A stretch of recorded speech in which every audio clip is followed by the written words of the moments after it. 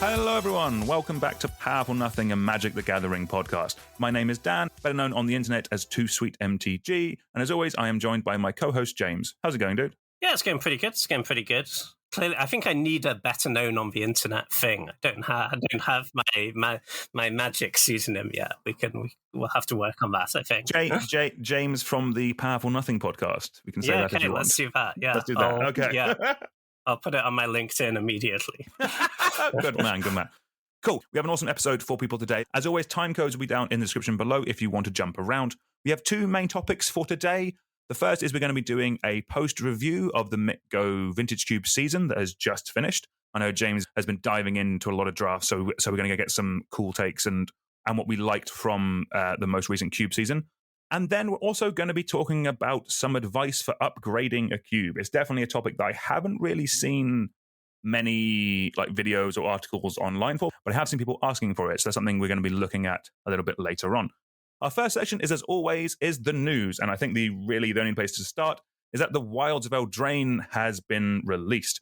Pre-release was a couple of weeks ago at time of recording. The cards look to be making a bit of a splash in Standard and things like that.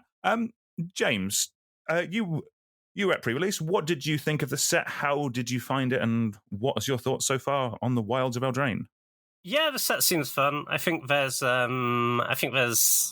probably a good amount of depth to a limited format. I like the thing of they have a lot of the sort of powerful, essentially gold cards in that the adventure and the base card are different colors, but it gives you a little bit of flexibility because you can cast one half even if you don't have mana for the other.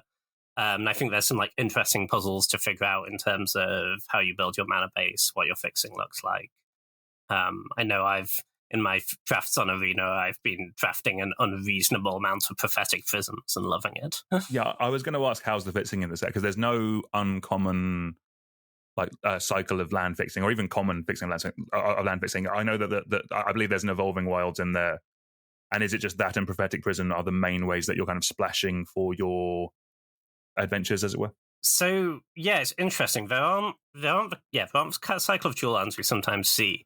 But there's Prophetic Prism, there's 2-mana, 2/1 reach and colorless that filters your mana. Oh, okay. The Green Dork also filters your mana. And there's a couple of ways to make treasure, including one in colorless. And what that kind of adds up to is that if you have fixing, it's all 5-color fixing. Right, okay. Which is interesting. So you can quite often be once you have the ability to splash one color, you can kind of splash all the colors. So you can go quite deep with this. You can get greedy, is what I'm hearing. Exactly. I like that. Exactly. Good. Okay. Especially with the adventure cards, where you have the backup of even if I don't draw my fixing, I can still cast the other side of it. But yeah, I've drafted quite a lot of 5-color Prophetic Prism decks in my arena drafts, and it's been a delight. How highly are you drafting Prophetic Prisms? Be honest with me, James. Not that highly. I'm not taking them second. I'm taking them yeah, 5th, 6th sort of range, and I think people just aren't taking them highly yet. I suspect that will change at some point during the format. Yeah, I could imagine so, because the original Eldraine was actually a kind of a mono-colored set. In the original set, you had Adamant. You got rewarded for spending 3 of the same mana on a spell for an additional effect, which is very a mono-colored Matters thing. It does seem like there isn't a specific mono-colored Matters theme in this set, but what's carried over is the lack of just regular fixing. It sounds like you have to work for it that little bit more. Does that make sense? Yeah, for sure. But I think if you are willing to put that work in, I think you do get rewarded. And obviously Prism's the best one. There's also, the 2-drop guy that filters mana and whatnot, I think are also totally playable. And the rewards are there to do it because the gold cards are good enough. No, that's cool. What archetypes or what color combinations have stood out to you as being quite strong or quite powerful? Or which ones, to be honest, have you enjoyed the most so far? I think probably one I've enjoyed the most. I've had a couple of blue-red base Splash for World decks, which have been a lot of fun. Green-white Enchantress has I had one draft where that really came together, and that worked really well. But I think it does kind of rely on uncommons and above to really work that deck. And then I think Rakdos is quite good. The whole that sacrifice theme is pretty nice. I think one of the sort of overriding things I've taken away from my draft so far is that like bargain's really easy to enable and really good. No, that's fair. Yeah. I've only played a little bit of the set. I was away for pre-release and have been on holiday the subsequent week. So I've only played a couple of games at home with some pre-release kits. The main thing I found is just that there's a lot of removal. I don't know if that's just the pools that me and my wife opened, but like we were completely different colors. And tapping things down or removing things from the game was not an issue for either of us at any point. Yeah, 100%. I think, the removal's good, and that means that you're playing an attrition game a lot, and therefore, like, card draw becomes quite important. I mean, not like necessarily literally cards that say draw 2 cards, but ways to get ahead on cards, 2-for-1s, become much more important. Yeah, some kind of advantage, which I'm assuming works with a set with adventure. As you went over in our set review, they are effectively 2-for-1 stapled onto a card, so that does kind of make sense. Yeah, 100%. I think a lot of the ones at common are like not quite 2-for-1s. Like a lot of them, the adventures, like, make a food or something that isn't really worth a card. But a lot of the uncommon ones are very much 2-for-1s and are very important. And then you also have some of the actual card draw spells are, I think, quite good as well. Now, that makes sense. And yeah, in the few games I've played, I was actually quite impressed. I don't know, again, I'm not sure if this was just my wife's pools, but she really beat me down with a number of like buffed up rats. It's just like they became like 2-2s and 3-3s, this kind of stuff. Like, but getting counters as well. But the rolls do add up on a board state pretty quickly, especially when when black has some token stuff with the rats and stuff. You do feel like you can, like, even with all the removal, it can be quite a bit of a clock. I was quite impressed by it. Yeah, 100%. And there are some good synergy cards that really utilize the roles really well. Like green, for example, has a 3-mana 2/3 uncommon that when an aura enters under your control, you draw a card. And that's just like an insane card advantage engine if you can build the right deck for it. No, that's awesome. The main one that I kind of got beat down by is Sahara had Spellbook Vendor in her pool. Just played a creature on turn 1 and then played this, and then just the rest of the game is just, how big is your stuff? What? Unbelievable. Yeah, Spellbook Vendor is the one that every turn you can pay 1 generic to put a sorcerer's roll on it, which is it gets +1/+1 and whenever it attacks you scry 1. It's like when you get on like 3 creatures, you are digging. Like your next couple of draws are going to be quite good. You're really setting it up. Oh yeah, you're not running out of gas, and even if you kill the vendor at that point, there's still got so much value out of it. No, 100%. I guess the other thing I kind of want to touch on, obviously this set does have the mystical archives in it. How have you found those affecting Limited? From my end, it basically almost train wrecked my sealed pool because I had no red cards, but I opened a sneak attack, and it took everything in my power to not just build that. Regardless of the amount of red cards you have, do not put sneak attack in your limited. James, don't tell me this. I think it's interesting. I think they range from interesting build arounds to traps that will kill your win percentage.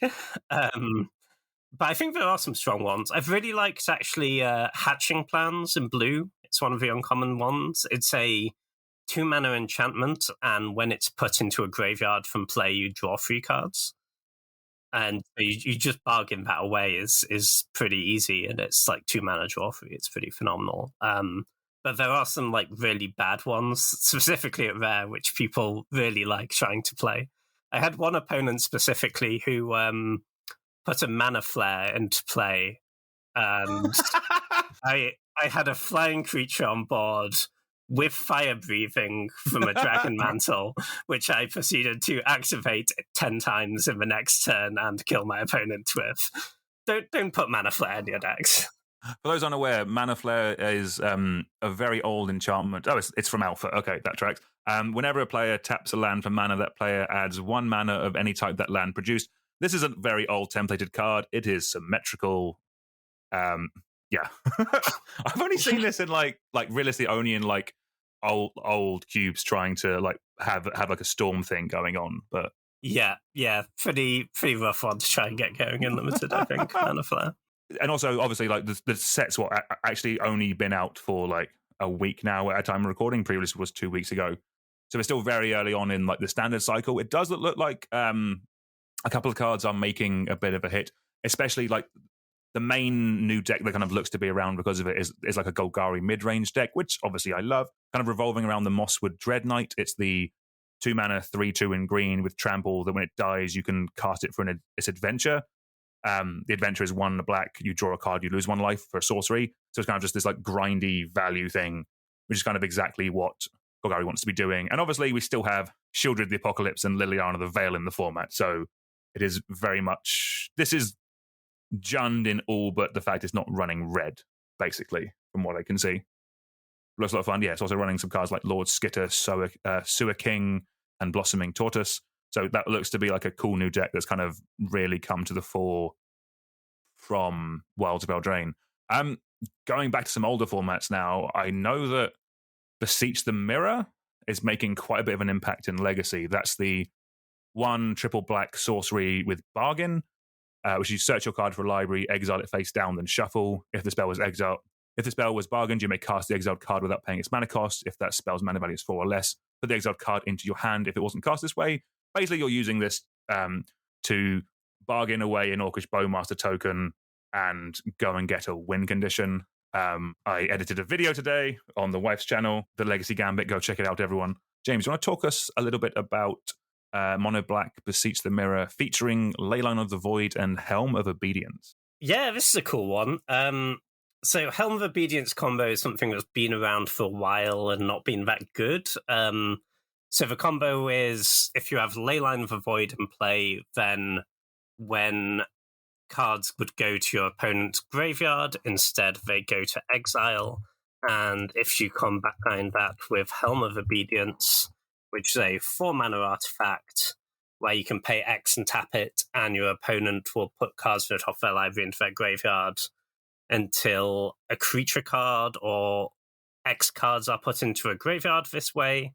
But the cards never go to their graveyard, so X is never reached, and you exile your opponent's deck.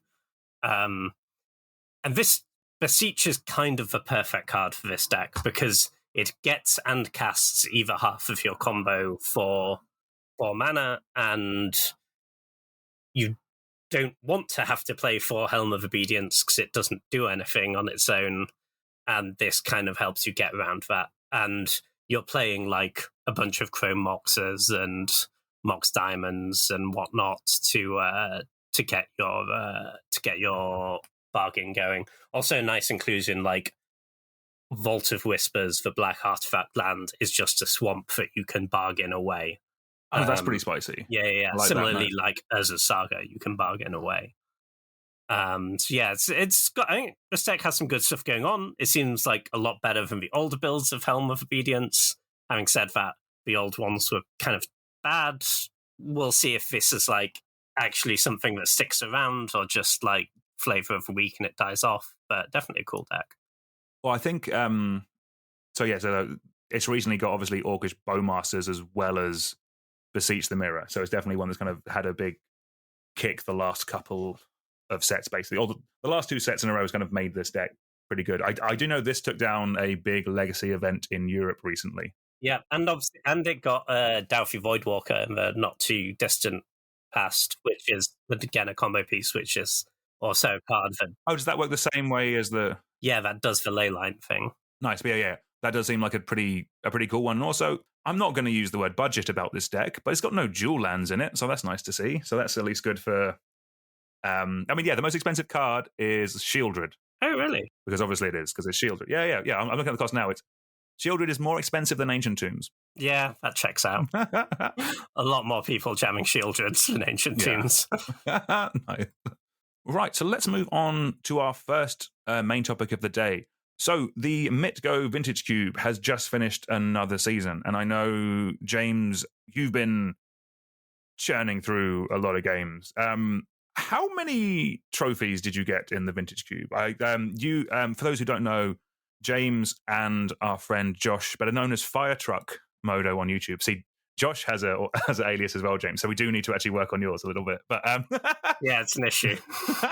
but you two do a trophy race every season. It normally gets pretty tense. So before we jump into the actual kind of like what we thought of the cards, give us a bit of background. How was the trophy race? How did you finish? How did Josh finish? Who came out victorious? And what was the final numbers? Okay, yeah, it was a really tense finish this time, actually. So with at the time that Vintage Cube was meant to go on that offline, I think we were on like 15 trophies each. But then there was some unexpected downtime, and they therefore decided to extend it by 1 day. Oh, and okay. in the extra day, so I guess like one more evening, basically. I think in that evening we were both just like could not lose games. So, and I think by the end of that evening, we were on 20 apiece. Oh, wow. Bloody hell. And then I managed to sneak one in by logging off work at 4 p.m. just before the queues closed. I got to 21. Good man. Taking full advantage of working from home. Yeah, no, it was cool. It was, I think lots like 7 consecutive trophies at the end. So like 21 and 0. Wow. So yeah, it was a cool finish for sure. But yeah, no, it was a really fun season. I think the changes they made were really positive, actually, and definitely like added some new interesting decks. I guess. Well, yeah, I think probably the best place to start is to race to 21 trophies that's exceedingly well done. What generally did you find you had most success with, or was it kind of a bit of a mixture? Or was there anything in particular kind of like you kind of found yourself ending up in more than others? Yeah, definitely a mix. I think it's quite well balanced at the moment. I don't think there's anything that you should be like forcing or anything close to that. I think broadly you do want to be like staying open, seeing what's open, and going from there. I think for my playstyle personally, I really enjoy drafting the combo decks, but I think in general I do win slightly more with the fair decks. Okay. So like when I was tryharding at the end of that run, I was drafting quite a lot of like blue white tempo, black interactive decks, like sometimes with reanimated package, sometimes not. And I think I had like one mono red deck. I don't think the aggro decks are fantastic anymore. I think they're fine. Like mono white's still very good. I don't think mono red's that good anymore. But yeah, I'd say in general, I think it's really balanced. Like definitely, I was like racked up quite a lot of the trophies with combo decks earlier in the season. I think they're very strong. I think if you can pilot them optimally, they're maybe the best thing to be doing, especially because there's sort of a lot of pieces to them that are very important, but people don't take that highly. They're kind of either new additions or they've become better over time and people haven't quite clocked on yet. And you can start like wheeling some really important pieces in those decks, which is a nice place to be. From listening to that, I was going to ask you how highly you're taking these combo pieces, but if they're wheelable, I'm assuming that means you can just take good, solid interactive cards like some counter magic or something like that, and then wheel your combo piece. Is that kind of how you found it right now? Yeah, in those combo decks, so like Blue Blaze combo decks, so Storm, Dream Halls, that sort of thing. Generally, the things you want to be taking early are like counter spells, a bit of removal, and then mana. Like obviously, fast mana is the most important thing in most decks, and then selection. Cantrip's still great here, and you're hoping to be able to wheel those combo cards. Okay. As that makes sense. Let's dig into some of the new additions. We're going to start with combo-ish. This one seems, this is a combination, not straight a straight combo. Let's talk about the addition of Flash to the cube. Flash came in along with Worldspine Worm and Triplicate Titan. So sort of the combination here is that you're casting Flash. Flash is 1 and a blue for a spell that basically lets you put something into play, and then unless you pay the rest of the cost reduced by 2, it dies straight away. But with things like Worldspine Worm, Triplicate Titan that leave behind a board state of creatures, you're kind of fine with that because you're paying 2 to put like 15 power onto the board, something like that. How did you find this Flash package, James, out of interest? I thought Flash was really good, actually. I think the Worm's great. I actually don't love the Titan for it. I think 3/3/3s are just a lot more beatable than 3/5/5s. Like, it's still great if you do it on turn 2, but later in the game that often isn't enough, whereas the Worm often is. And then the other one I think is really good is Woodfall Primus. Oh, nice, yes. Yeah, it enters, you blow something up, it persists back, you blow something up, and you're left with a 5/5. I thought Flash was really good. Quite truthful as well, like stuff like Spellseeker goes and gets it, you can mystical for it, and blue combo cards are pretty good. It's also nice that if you're in a deck with something like Dream Halls or some alternative way to put these things into play, it's nice. But the combo pieces like Worm and whatnot also work really well with Sneak Attack, so that's quite a nice crossover. Like, ideally, you don't want to be in the spot where I have these 3 giant creatures and they're complete blanks unless I have exactly Flash. Because then you're in trouble if it gets discarded or you just can't find it or whatever. You want other stuff to do with those cards, but I think Flash is probably the best thing to do with those cards. I think it's really strong. No, that makes sense. No, you mentioned a card there that came in before, but I'm wondering if it's kind of settled a bit better now. So Dream Halls came in the previous update, I think, about 3-4 months ago. It's another symmetrical effect. It lets players cast a spell by discarding a card that shares a color with it. Has Dream Halls found a bit more of a place now that we have this Flash kind of stuff in there? Yeah, Dream Halls has been phenomenal. I've been drafting a lot of the Dream Halls decks. Firstly, they're so fun. They're just so fun to play. But I think they're also really, really good. So I think the thing that really put them, and I think it was already fine, but I think the thing that put it over the top was they added this additional package of Let's Cast Big Spells where they put in Mizzix's Mastery, which lets you play a card for free from an instant or sorcery for free from the graveyard. And then to kind of support that, they added like Magma Opus, which is very powerful 8-mana instant, Cruel Ultimatum, and Brilliant Ultimatum. Ooh, okay. I did not think that the ultimatums was where you were going with the Dream Hall stuff, but that's very cool. I like that. Yeah, it gives you another real like hammer to end the game with once you've got your Dream Halls in play. But in a lot of ways, the best thing really to be doing with Dream Halls is just wheels, and there's a lot of wheels now. So like draw 7s of some description, because often you'll be like playing Dream Halls with only a few cards left in hand. You can then hopefully have a card to pitch. You can cast your Wheel of Fortune, your Time Twister, whatever it might be, draw back up to 7 cards, and now you have a first go at casting your 7 cards for free, and you're going to have enough. If you've built your deck correctly, you'll have enough to win the game from there most of the time. So either you win by like brain freezing them out, or you cast an ultimatum a couple of times, because you just need to build your deck in a way where you don't run out of cards. So things like Dig Through Time are really good here, because it can go and get like 2 powerful cards from the top of your library. Or even like Regrowths are quite strong, because you can keep recurring your ultimatum. And, when you cast Brilliant Ultimatum and draw 5 cards and gain 5 and kill something, you don't need, it's going to be hard to fizzle from that point. No, that's pretty cool. This is more just me like thinking like I like this kind of package. It's kind of just ticking over a little bit. Is anything else playing like the ultimatums at all? Because they're sorcery, so you can't cast them with the Gear Hulk, can you? But is there any other way to kind of cheat these spells out, or?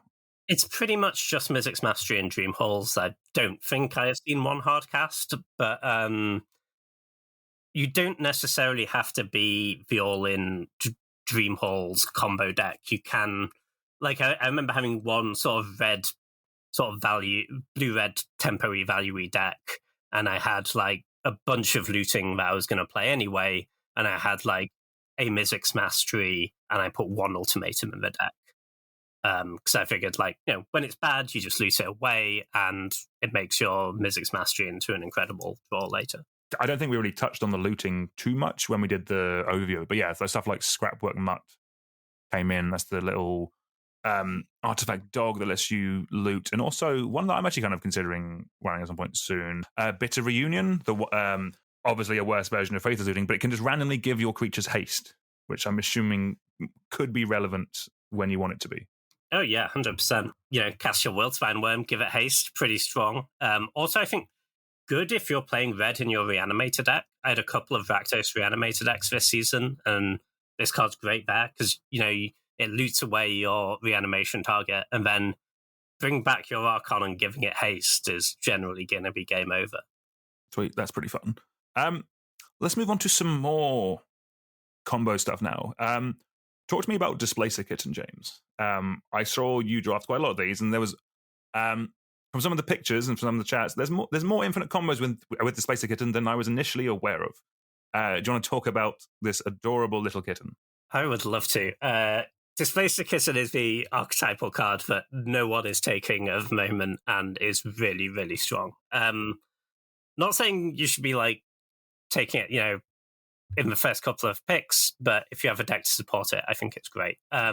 So it's 3 and a blue for a 2/2. So it's not stunning on the vanilla test. However, when you cast a non-creature spell, you can exile any non-land permanent you control and return it to the battlefield. So really the crucial thing here with this compared to other similar effects is that non-land permanent. You can flicker planeswalkers, you can flicker artifacts. It's doing a lot. So some examples of ways you can go infinite with this are like with Tamiyo, the 4-mana Tamiyo that minuses to regrowth.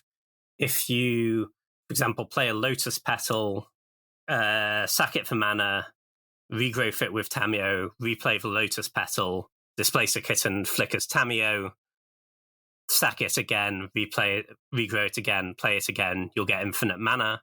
And then on the last loop, you get a spell to play with your infinite mana.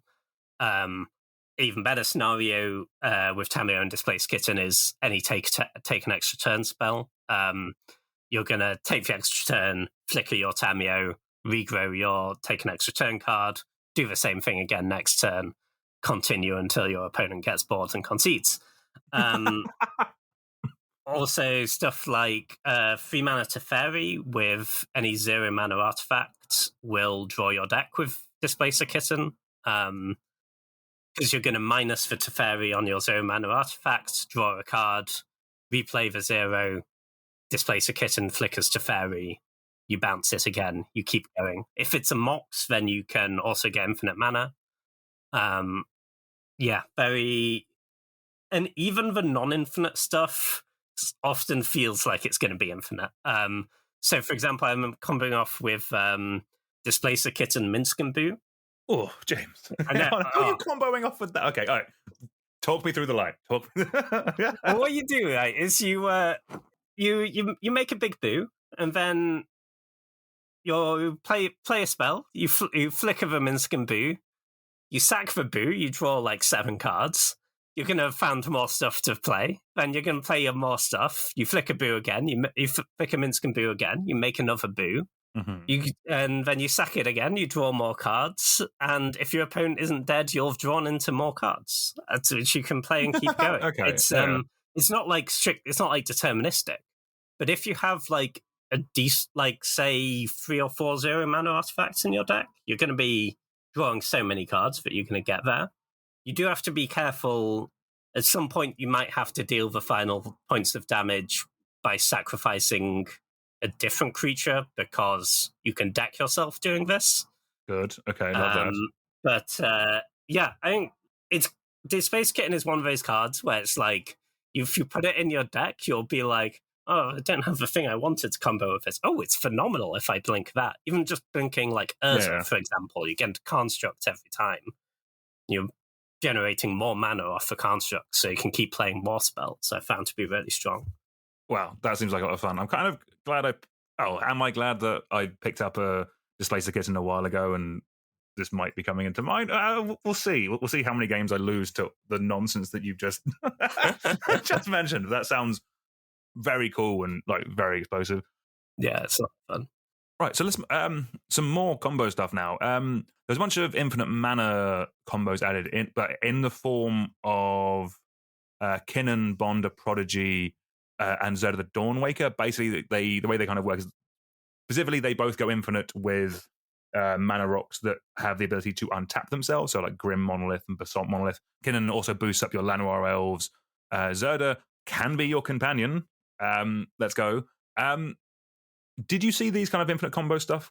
So this infinite mana stuff come up that much, James? Yeah, I think you did infinite mana with both of them. It's a real thing that you can do. It's probably not meant to be like your whole game plan, but it's not a big cost to include like Basalt and Grim Monolith in your deck. Worth noting, Kinnan is only infinite with Basalt Monolith. Zerda is infinite with both. Because Grim costs 4 to untap and taps for 3. So Kinnan makes it tap for 4. You can tap and untap as much as you like, but you are not accomplishing anything in isolation. But Zerda discounts by 2, so Zerda is infinite with that. But they're both infinite with Basalt Monolith. Yeah, I think this is good. I've put it in combo decks because it's like you want these mana rocks anyway, you just want more mana, and at some point you've pulled this off. If you have like one actual kill with it in your deck, and then you're playing some like expensive draw spells or some draw 7s, or maybe you're like playing a Tinker deck, for example, and you can use that infinite mana to cast a Portal of Phyrexia, for instance. You don't have to be like just I need to find Walking Ballista exactly to kill them. You can You can be spending like you can be using it to spend 10 mana. You don't have to use actual infinite. I think these are good. I've seen Zerda companioned a couple of times. I think it was medium success, but it looked a lot of fun. No, I think these are good. Definitely like worth keeping in. It's not the sort of thing you're doing like loads of times, draft in and draft out, but when it comes together, it's cool. Nice. Well, let's stick on big mana for a second, because next up we have a couple of cards. I think I could imagine High Tide was in before. I don't actually remember. It might have been one that went out or came back in. But High Tide with Candelabra of Tornos. Basically, High Tide doubles the amount of mana that your islands taps for, and then the Candelabra is X and untap X separate lands. I'm assuming that's been errated, but let's go with that. So, James, with these two, you can obviously just make an obscene amount of blue mana. What are you really doing with that blue mana? Or what kind of deck does this go into? Is it Storm? Yeah, it's pretty much Storm. Okay, good. Yeah, you're casting some draw 7s. It's worth noting that so many of the things we've talked about, it's like, what are you doing with them? You're casting draw 7s. The draw 7s have got so much better with all these new combo decks being added, and like new mana engines. It always used to be like you'll take the draw 7 when you have something to do with it, whereas now it feels like you can take draw 7s pretty aggressively and you'll find a way to make them good, you know? But yeah, you cast your draw 7, you cast your card draw spells, and eventually you like brain freeze them out or whatever. So if you're doing the High Tide thing, I also really like Candelabra with Tolarian Academy. Okay, yeah. Artifact makes it, nice. Yeah, I mean, it's an artifact, and when your Tolarian Academy's really got going and it's tapping for 6 or 7 mana, you can pay 1 mana to untap it with your candle and keep going. Also cute in those decks, but sometimes you're playing stuff like Paradoxical Outcome, so you can return the Candelabra to your hand and then tap it again. Keep going. Also, the Saheeli, is it Planeswalker, interacts with it really nicely, where it's making artifacts for your academy, and then it can also turn one of those servos into a copy of Candelabra and tap your academy again. That's dirty, James. Yeah, you can really get up to a lot. I've definitely been at points in that deck where it's like, well, I need to find my win condition, but I have 60 blue mana in my pool, so I'm sure we can do something. Somehow. Okay. No. A lot of clicking to kill with Walking Ballista on Magic Online, but you can get that. Okay. Nice, that sounds cool. Let's talk about 2 cards they added, which I don't think we were both super high on, as a Lord Protector and the Might Stone and the Weak Stone. I think the idea with these is that they were both, in theory, trying to do something individually, like Urza, Lord Protector, makes artifacts, instants and sorceries, but specifically I think artifacts in this build of the cube cost 1 less. And the Meek Stone is kind of like a colorless removal spell. I think that was the argument for them both coming in. Obviously, they can meld into Urza Planeswalker, which should just win you the game on the spot. Okay, real talk, James. At any point, did you see these two meld? And if not, were either of these good enough by themselves? I have seen a screenshot on Discord of someone melding these cards. But I think the meld trigger was maybe on the stack, but their opponent conceded, which is quite rude, I would argue. That is unbelievably rude. Yeah, if your opponent gets to meld there I think it is only good manners to let them do it. But also the fact that it wants a screenshot tells you that it's not something that it happens too often. Yeah. I think the Might Stone and the Weak Stone has some utility. As with many things, really good to displace a kitten. You get 2 artifact mana and 2 cards when you kitten it. Also, just it's kind of nice with stuff like Phyrexian Metamorph. Copying it to keep going is pretty good. I kind of think you want it in if you're a really, really good Academy deck, and you're playing like Mishra's Workshop as well. It's probably has some applications, but I don't think it's great. Urza, I've not seen do much. The best thing you can do with Urza, I think, is there's an interesting combo with a new card that came in this time, Mystic Forge, which lets you play artifacts from the top of your deck. And I think part of the joke with Urza is that if you combine Urza with Mystic Forge and Sensei's Divining Top, then that will let you draw your deck. Because Top puts itself on top of your deck to draw a card. Then you can cast it from the top of your deck with Mystic Forge, and because of Urza, it will cost 0 mana instead of 1 mana. But honestly, if you have Top, I think the Top Mystic Forge thing is good, but I kind of think you don't need to put this horrible 3 mana card in your deck to make that better. I think it's already good enough, and I think the real killer for Urza is just being white. You don't really play white in these decks very much. So yeah, I've not seen Urza do a lot. No, exactly. They haven't really lent too much into like the white artifacty thing. I mean, like Stoneforge is just in here because it's a good card. Porcelain Legionnaire is in here because it's just a good aggressive card. There's not really too much reason to play white with your artifacts in this current iteration of the cube, basically, from what I can see. Yeah, for sure. The only one that really comes up for me is balance. Because if you play out a lot of really cheap mana rocks and then balance. Does balance not say artifacts? Does not say it. Crucially, does not say artifacts. And planeswalkers. Okay, love that. That's kind of a joke about it. You've just got to turn your resources into things that aren't mentioned on the card balance. And then you cast the card balance, and your opponent puts their lands in their hand and their creatures into the bin and looks sad. Okay. But yeah, that's pretty much it for white of those decks. Mm-hmm. Okay, that's fair. All right, changing tack a little bit now. This was kind of a little package they brought back in after cutting it from the last update. We have like Titania and some of more like the land sacrifice stuff come back in. I think we also had Exploration coming in to help the fast bond player out a little bit, let them get basically have another copy of the card, at least in some way. How did you find that, James? I think I definitely saw a screenshot of a fast bond in a pool, but did it see much application specifically like with Titania or anything like that? Yeah, I think this deck's good actually. I think you can go in a lot of different directions with it. You can do a very fast combo-y build where you're trying to get like fast bond going with a Zoran Orb and a Crucible, and at that point you'll gain infinite life, you'll make infinite mana. But I think there's also a good like grindy version that's utilizing strip mine and whatnot, and I think Titania's kind of great in both of them. Like 5/3s are really big. Titania kills you very, very quickly. I've definitely had games where I've put that deck together and I'm like, haven't found my Crucible effects, but I just have Titania and a Zoran Orb, and it's like, yeah, fine, I'll put my 6 lands in the bin. I don't need many more, you're dead.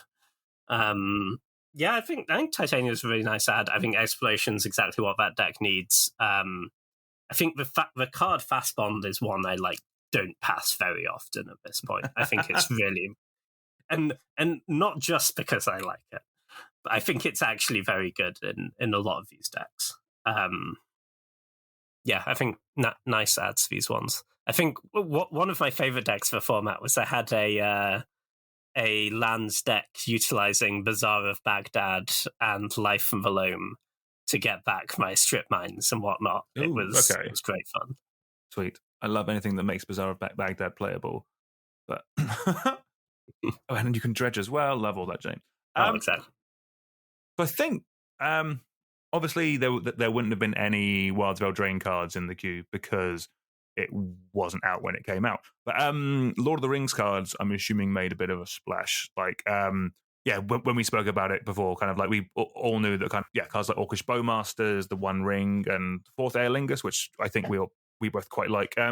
How did they play out in any of the other new cards from the Lord of the Rings? Yeah, the 3 you mentioned are all phenomenal, premium cards. Bowman is a great value card on its own, and then if you combine it with any draw 7s, it becomes a combo piece as well, which is phenomenal. The One Ring I take very highly because it's basically good in every deck. Obviously, you can cast it in any decks, it's colorless, and there aren't many decks that don't want 4 mana, draw 8 cards, and get a fog, Yeah. It's just really strong.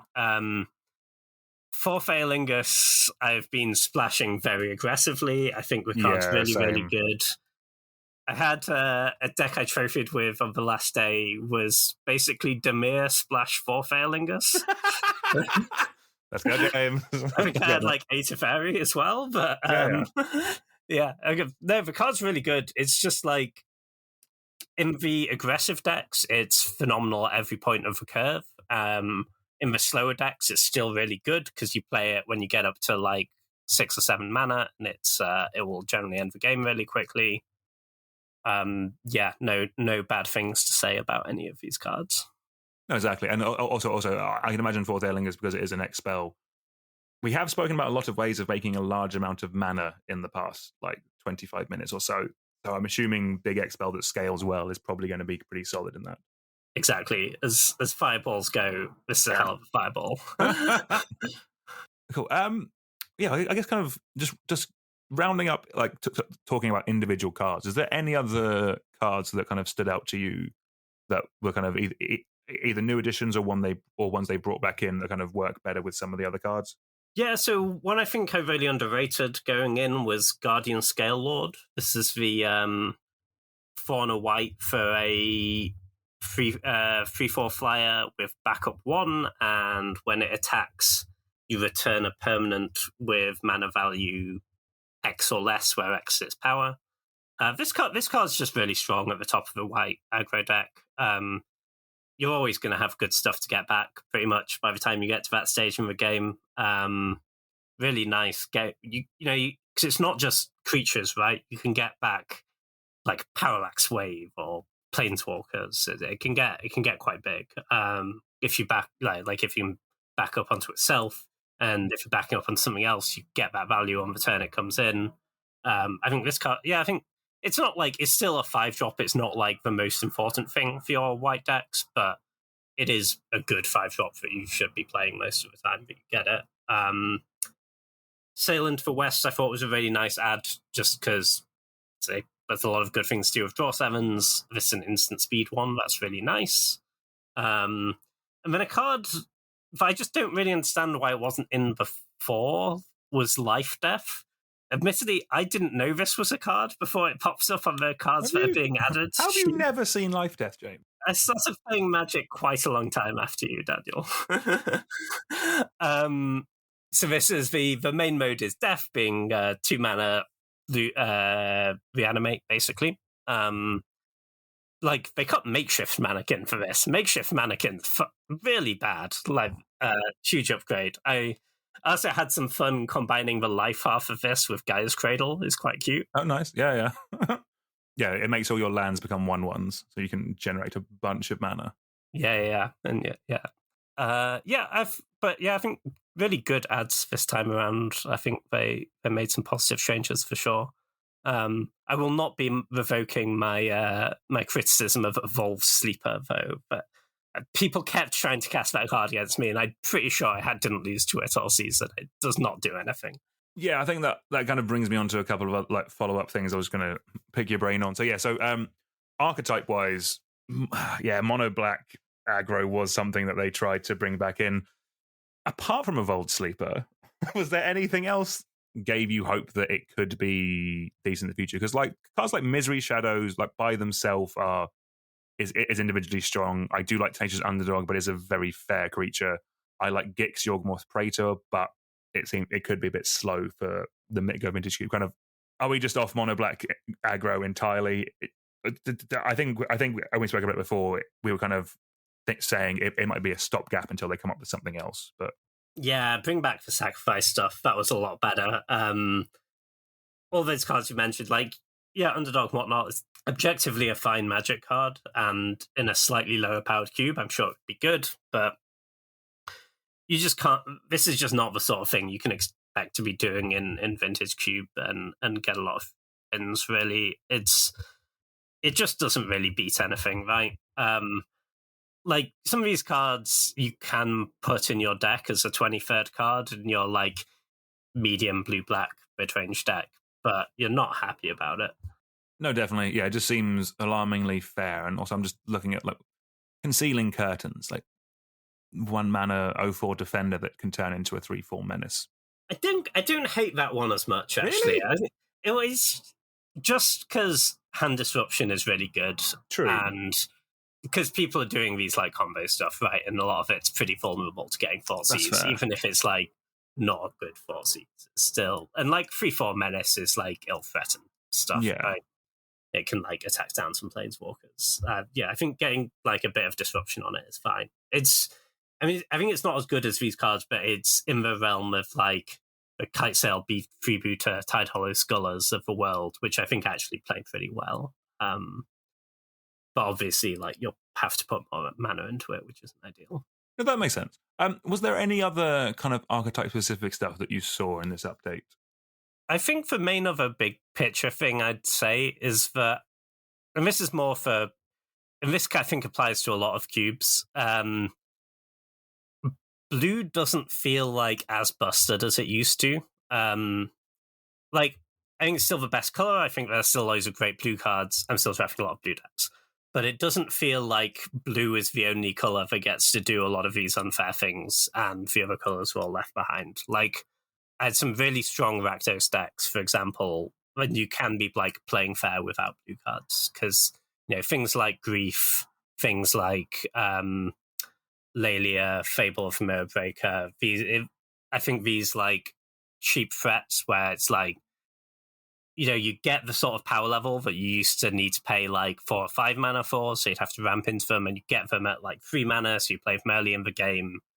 If you can set that up with like some hand disruption and whatnot, and I think, it kind of used to feel like to play an interactive game in these really high power cubes, you had to be playing blue most of the time, and I don't think that's the case anymore.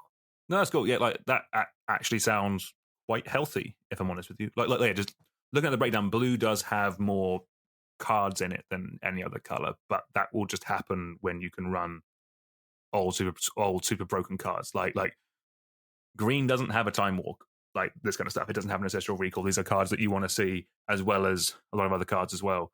No, that's cool. I guess last couple of questions. I think from the sounds of it, you sound pretty happy with the state of the cube right now. Like, apart from mono black aggro, is there anything else that you would personally want to change, or anything you want to see? I think there are decks which don't get there that often, stuff like the Urza stuff or whatever. But honestly, I'm kind of fine with leaving them there, because I think it's like, mostly it's like little packages of 2 and 3 cards, and it's not a great loss when they don't come together. And sometimes they do, and that's really cool. No, I really like the changes they've been making recently, and is there anything I'd like to see change? I think I'm basically on the camp of, hey, you've done a couple of really good ones. Surprise me, see what happens. Because I quite like that they've been like making 50 odd changes every time, and it feels like quite a fresh format whenever a cube comes up, in opposed to previously it used to be like, yeah, here's 15 bad cards from the new set. Other than that, 100%. Yeah. No, definitely. From a purely from an outsider point of view, I really like the sound of that, because it is a thing that kind of like, I mean, this must be one of the main reasons people go and play MTGO. So what? Ryan Spain took it over. This is his second iteration now. I mean, in each update, there's been 100 cards, something like that. It's been a lot. It will probably calm down at some point, just as he kind of like finds a place that they like it. But yeah, like you could easily change like 50 cards each time, try a new archetype, try something new, see how it goes. Like that does sound interesting, and it also makes it more interesting for players because there's something new for them to do each time. Exactly, yeah. And you it's up for normally like about 3 weeks, and I think it's cool if you're drafting very differently at the end of that than you were at the start of that, because stuff has changed and you've worked out the new things that are good. No, exactly. Yeah. Rather than just picking up from the last time you did it. Exactly. Yeah. Awesome. Well, we're probably going to be leaving the MTGO Vintage Cube alone till probably about Christmas time. They haven't announced when it's going to be back. There might be something in the late autumn, maybe, but most likely it's going to be back around Christmas time, which is normally when we see it. So that brings us on to our second topic of the day. We're going to be talking about some tips and tricks for upgrading a cube. Kind of the idea of this is there are a ton of videos and podcasts out there on how to build a cube, and we will get to it at some point. We do have plans on actually building a cube on the show at some time in the future. But one thing I see people asking a lot of is how do you actually upgrade a cube? Like, what's the process? What should you be considering? That kind of stuff. So that's kind of what we're going to be going through today. This will primarily apply for all cubes. If you have a pauper cube, a peasant cube, or a powered cube, or anything in between, this should all work for that.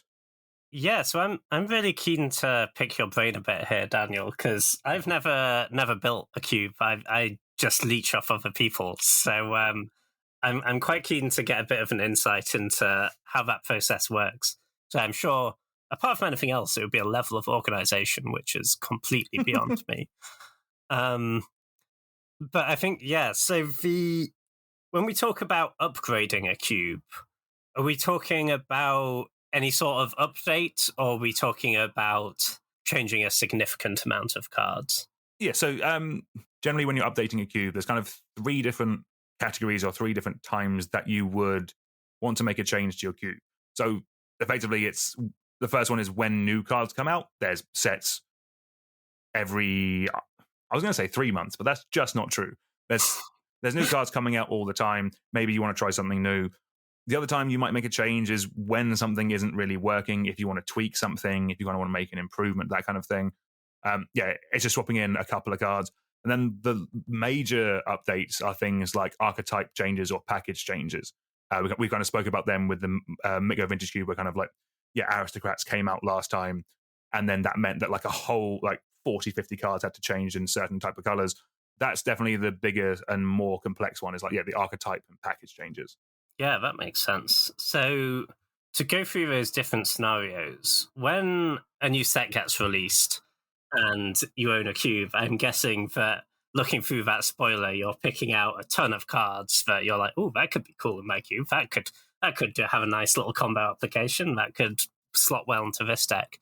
How do you go from that to picking the cards you do want to add and finding what you're taking out and identifying those replacements? Yeah, so the thing with new cards is you're kind of, at this point, you already have your cube. You know what the kind of the archetypes and the packages that you already have in the cube are. Basically, when new cards come out, I'm kind of looking for things that will complement archetypes that are already in there.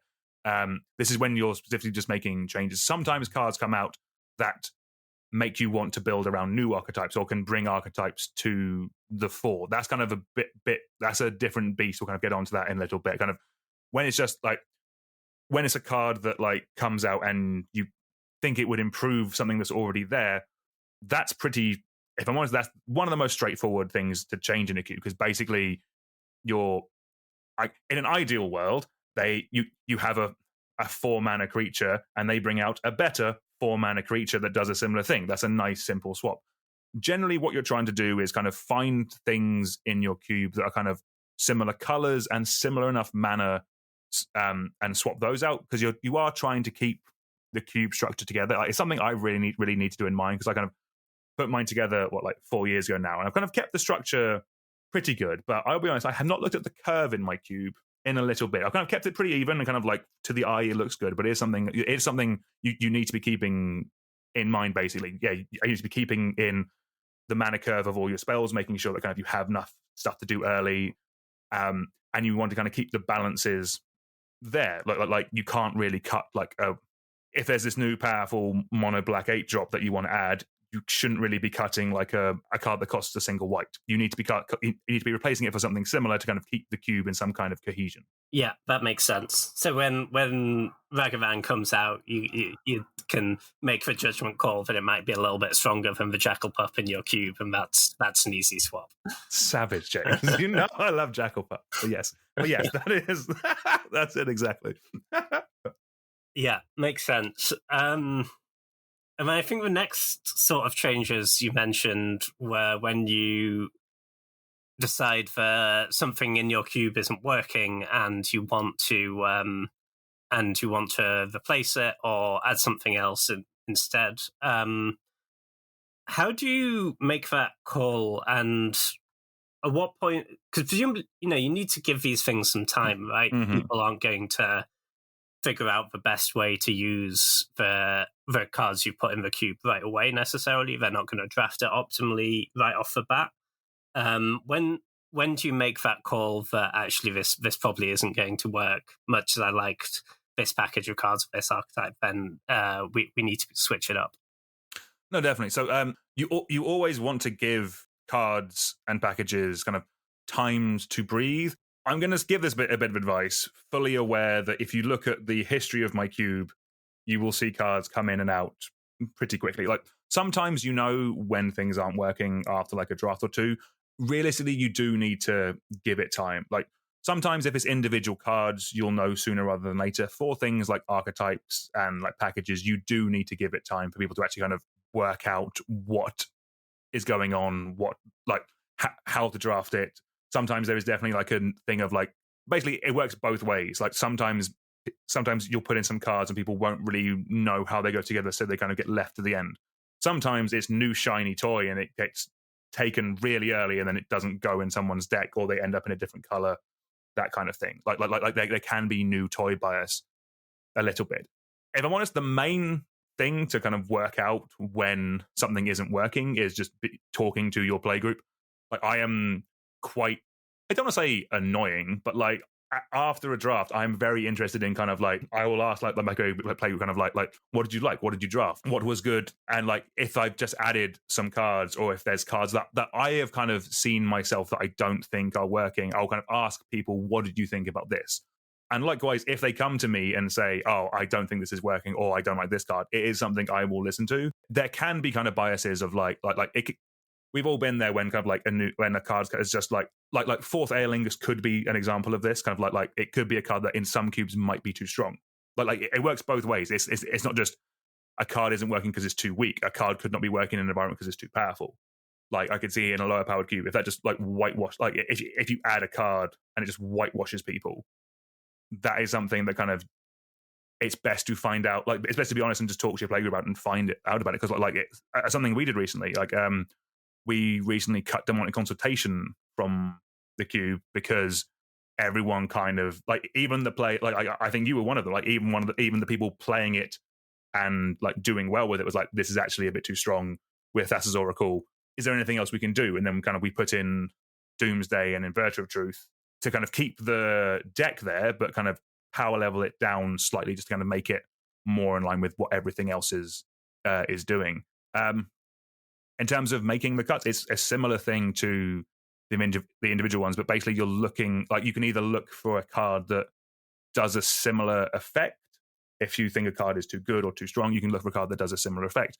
Or you can just cut it and look for something that supports a different archetype. Again, you're kind of trying to keep the cohesion level of the cube.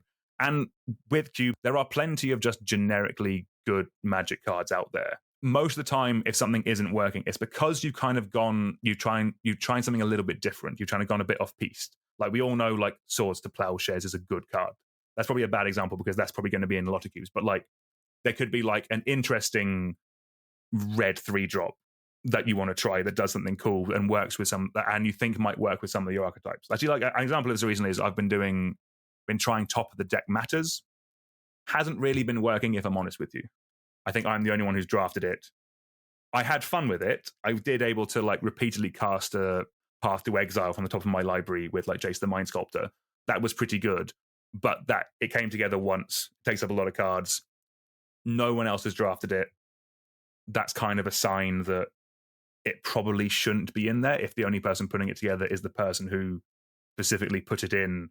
I mean, I guess part of the thing is, right, if you put it together and then it was really good and you beat a bunch of people with it, then people will start playing it, right? Yeah. Whereas if you put it together and you're like, yeah, I think this is a pretty good version and it doesn't feel powerful enough, then that's a reason to cut it, right? Like even in some ways, I'd guess more so than if it just hasn't been drafted. Like if you see a deck get drafted and you're like, yeah, this is a great version, this is exactly what I was imagining this deck would look like when I put all the cards in, and then it still wasn't powerful enough, then that probably means it needs to change, right? Oh no, 100%. Yeah. It's kind of like if the ultimate test is you're right, is if the whole deck comes together, or if a card that you've put in is in this most like optimal environment and it's not pulling its weight, then that's a sign that it can't be there. The other thing as well, sorry, I should also mention that I do at the end of drafts is ask people kind of what they got past last. Like what was the like, what are you not playing? What is not exciting that you don't like, or what hasn't made your deck? Sometimes like the last card won't go in your deck, but sometimes you will draft some cards early and then you actually that ends up not making the cut. That's another good way of finding out if something shouldn't be in a cube is if you have 23 other cards ahead of it, like, and you're in the and it's going in that deck, like what 24th card needs to be cut. Like that's something I do quite regularly and just kind of keep an eye out, kind of like what like I have put in cards for specific archetypes before, and I have played those archetypes and seen people play those archetypes, and they've not played these cards. And if they're not playing those cards made just for those archetypes, then that is a very good example that they should come out. Yeah, that makes total sense. I think it's interesting hearing you talk about it because as a player, I think there is something to, yeah, as you say, keeping stuff in for a while. Because I quite like the idea that there are archetypes of the cube that haven't been drafted, and I can maybe this card I'm getting past last all the time is actually good, and letting people like giving people a bit of time to find that, you know, and like people don't look at your cube cobra and like figure out the best thing to do right away, right? I think that's kind of part of the appeal of drafting the same cube multiple times, is you get to figure out what's good, right? And I think we kind of saw that with the artifact deck a little bit, where it's kind of been in and not been drafted much, and then a few cards were added, and then it suddenly started winning a lot. Yeah, 100%. Yeah, kind of. If I'm honest, with the artifact, I stopped being subtle with the artifact one. I just started ramming in more artifacts every update. I was like, draft this bloody thing, and kept on going with it. I was, that kind of leads into another thing I wanted to ask, actually. If you identify that you don't think an archetype is working, you can either cut it or double down and add more cards to try and fix it, right? Mm-hmm. How do you make that choice? So I will be honest, in terms of making archetype changes, a lot of it is just the decision to make a change is often when I get bored. Like, I'll be honest, one of the reasons I built a cube is because it's like a really big commander deck. It's just it's like, this deck is 541 cards now rather than 100. And it's kind of, so in terms of the actual kind of like, the idea is it's basically when I see something cool that I think could be interesting or hasn't been done before, changing something like an archetype or a package is normally the biggest changes that you'll make in kind of one go. If you end up changing multiple archetypes in multiple colors, then it can be a lot of cards. I think the most I've ever done is like 120 in like one go. That is quite a lot.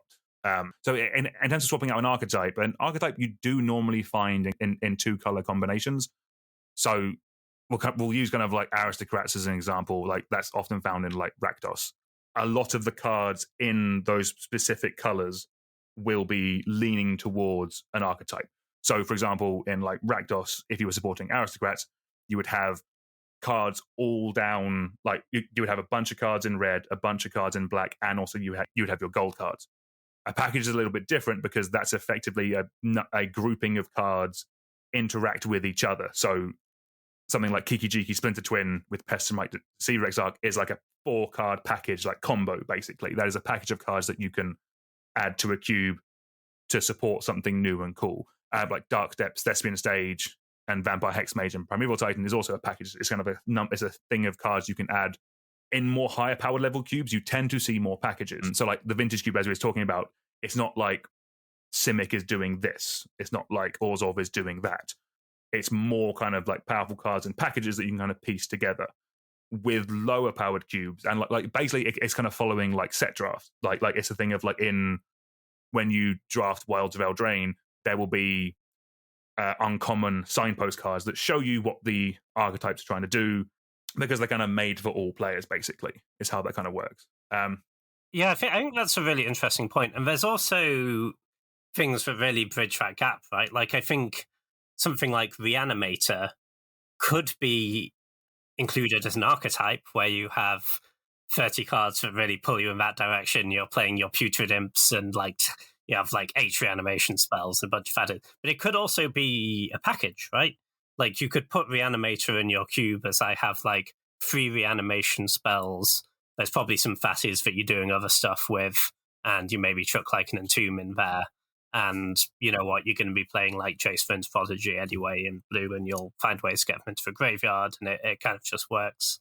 And the other nice thing about having packages, right, is they can go in a variety of color pairs often, especially with the manas tends to be really good in cubes now with triomes and whatnot. You know, you can definitely see like people playing Splinter Twin in their base blue-black deck. You see Reanimator packages in black combined with basically any other color, right? I actually think Rakdos Reanimator is really good at the moment in Power Cube, for example. And it means that there's just a broader variety of decks that get drafted, right? It's not like, oh, you're this color pair, so you're doing this thing. No, 100%. It's definitely something that kind of packages have over archetypes. You're kind of letting your drafters work out what it is that they're doing. With like when I talk about kind of like archetypes, it is more based on like limited draft. It's kind of something that I think we spoke about this before. It kind of came in like the original Dominaria, and since then, kind of every standard set has had these 2 color pair combinations that you're kind of building around, and that kind of has moved itself over to how a lot of people build their cubes. It is also the easiest way to explain to someone how to build a cube from scratch. It's kind of, okay, work out what all your color combinations are going to do, and then kind of you can fill it in. That is actually, I think it is the best way to start building a cube. And also it's a good thing to have as a base, because there'll always be some players who aren't as experienced, who haven't done as much kind of like I've not done anywhere near as much of like high powered level cubing as like you have, James. Like you've done 20, or you've won 21 in the past like month. I probably cubed 21 times maybe this year, for example. Because I tend to do it in paper a bit more. So I think they both have their uses. I think the archetypes are good at kind of giving like general themes to a cube, and then the packages are really what can kind of make a cube like more memorable and more interesting. When people build cubes, there's definitely this temptation, just like, okay, we're just going to jam in 360 of just the individually most powerful cards. But with packages, you can make cards combined be more than what they're worth. So like we talked about like Kiki Jiki Splinter Twin earlier, like there's an argument that just like raw power level winning a game 1-on-1 by themselves, something like Glorybringer is more powerful than Kiki Jiki. We can all agree the combination of Kiki Jiki plus another value creature or a combo creature is probably better than Glorybringer and any other creature, because of how you win. Yeah, no, that makes sense. I think it's interesting point as well about, I think you do need a balance of the two. I think the point about newer players, or not even newer players in terms of like new to Magic, but people who like haven't cubed a bunch is a good one. Like, imagine a cube where the whole thing was just about these little like 4 and 5 card packages where it's like, well, this card's only good if you combine it with one of these few other cards. I think like a bit of that is cool. But if the whole cube was just that, it would be completely inapproachable to someone who wasn't like very into cubing specifically, right? Whereas I think, so for example, if people want to dive into the Modo cube, my general advice is like draft some aggro decks, or draft some like draft mono red, draft mono white. We can think about drafting some like blue based interactive stuff. We can think about drafting Reanimator because that's easy to understand. Don't touch the rest of it until you know what you're doing. Yeah, exactly. Yeah. Like, I'm first picking this fast bond. You shouldn't at the moment. Yeah, you'll also see someone else, they could play it against you, and then you can kind of see some interactions that you weren't necessarily aware of before. Yeah, that's interesting. So obviously some of the cards we're talking about that fit into these packages aren't inherently powerful cards on their own. Sometimes they do nothing on their own. How are you balancing that between your cards being powerful in a specific scenario but narrow versus cards that will stand on their own and maybe have some upside with certain synergies? If I'm honest, I think with packages, like when you're adding a small portion of cards that only really work together, you're kind of accepting that they don't work with other things. Basically, you're adding them in for the upside of doing the cool synergistic thing, like, for example, like Dark Depths Thespian Stage. You're adding those both in for the cool upside of making the big squiddly monster, but then you're kind of accepting they won't have that much utility outside of that. I think the other time it becomes interesting is when, because obviously a lot of these cards, they don't, as we say, stand on their own, but they'll fit into multiple different packages, as we'd say, of where they do very powerful things. For example, a card like Fast Bond and Vintage Cube, very happy to take early, even though it's not a powerful card on its own. If you play like Fast Bond with 22 other like powerful interactive spells and card advantage and threats, the Fast Bond will not be good for you. But Fast Bond's great if you're doing Crucible stuff. It's great if you're doing Draw 7 stuff. It's phenomenal with Upheaval. It comes a point where the card goes in enough different places that it actually becomes a really high pick, even if it's not a card that you're just gonna happily put in every deck that can cast it. One of the other benefits of adding packages to a cube on top of the archetypes is that packages, there are good ways of kind of replicating certain like decks. Like I've seen people add like Death Shadow to their cube, and like they've added this kind of like, there isn't effectively, a package is good when there isn't enough density to kind of do a whole archetype, but there's this really cool aspect that you like. That's interesting. Yeah. I've seen people add like the Fire Covenant card, like ways of losing life with like Death Shadow, and then there is like there's like a 3 mana worst Death Shadow from like from Return to Zendikar. Oh yeah, there's a 2 mana one, right? Yeah, it's basically like it's not enough for a whole archetype, but you can add this little package of cards basically, and you can do something cool with it. I think that kind of brings on to like the makeup of packages. It does really depend on the size of your cube. So let's go back to Kiki Jiki, Splinter Twin, Pestamite, Deceiver Exarch.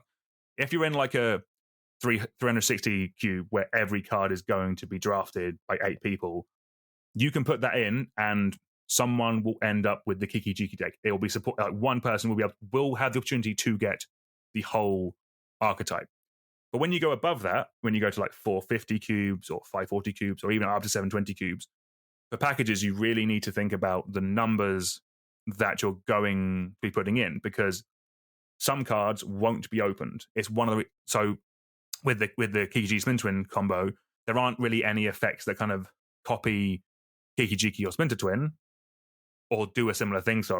But there are similar effects to Pestamite and Deceiver Exarch. So you can add things like Zealous Conscripts or Restoration Angel. You can get more density that way. It's one of the reasons that kind of like that combo does quite well, because there's also a ton more untap effects. There's like Village Bell Ringer if you want to go really deep. There's like Bounding Crisis if you want to go even deeper. There's a few other things that you can do with that.